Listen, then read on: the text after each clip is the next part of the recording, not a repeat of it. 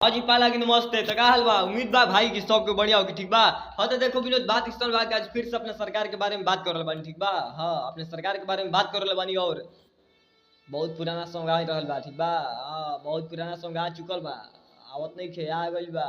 आए बताओ, हमको लग रहा था कि अपने खेसारी भैया ये सब क्या कर रहे हैं। आए बाबू बताओ तुम लोग रे। आई ऐसा करना चाहिए अपने सरकार को। हाँ मतलब इतना पुराना सॉन्ग हम देखला नहीं तो हमारा दिल में खलबली बचला। हाँ खलबली मच गुला कि आखिर काहे खेसारी भैया ऐसे कर रहा बड़ा। आई काहे करता हुआ खेसारी भैया। खेसारी भैया का फैन मैसेज मतलब करने लगा था ठीक है। मेरे पास मैसेज इतना आ गया था कि खेसारी भैया अपने चैनल पर क्यों आखिर डाले हैं इतना पुराना सॉन्ग है। देख लो विनोद 8 घंटा हुआ। कौन गाना था रे बाबू। हाँ सैया ए सखी, सैया ए सखी, हाँ यही है गाना। सैया ए सखी रानी चटर्जी मतलब वो में बाड़ी। हाँ रानी चटर्जी बाड़ी और सैया ए सखी खेसारी भैया के मतलब केहू के विश्वास ना हुई तो जाके चेक कर ली ठीक बा। खेसारी म्यूजिक वर्ल्ड पर 8 नंबर भइल बा अभी। आए बताओ सैया ए सखी गाना बाकिर बहुत बिजोड़ बा, बाकिर बहुत पुराना बा सॉन्ग ठीक बा। हमको लग रहा है कि कितना साल हो गया था रे बाबू। आए हमको लग रहा है कि 10, हाँ 10 साल हो चुका है गाना के ठीक है। 10 साल या 12 साल हो चुका है गाना के अपने सरकार के। हाँ बेसी है शायद। हाँ बेसी हो चुका है गाना के मतलब कुछ भी कहल जाओ तो गाना बहुत अच्छा बा बेस्ट बा ठीक बा। लेकिन अब तो यहाँ के का पसंद बा कि नहीं के पसंद हमारा के जल्दी कमेंट करके जल्दी जल्दी जल्दी बता दो ठीक है विनोद।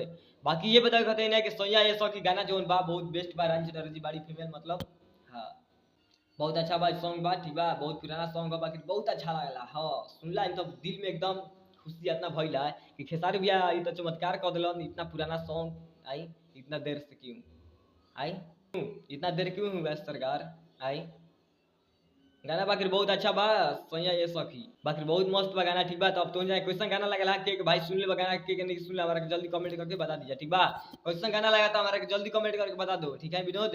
आज जे जो नहीं सुन ले भाई हमारे जाके अभी सर्च मारी खेसारी म्यूजिक वर्ल्ड पर ठीक बा।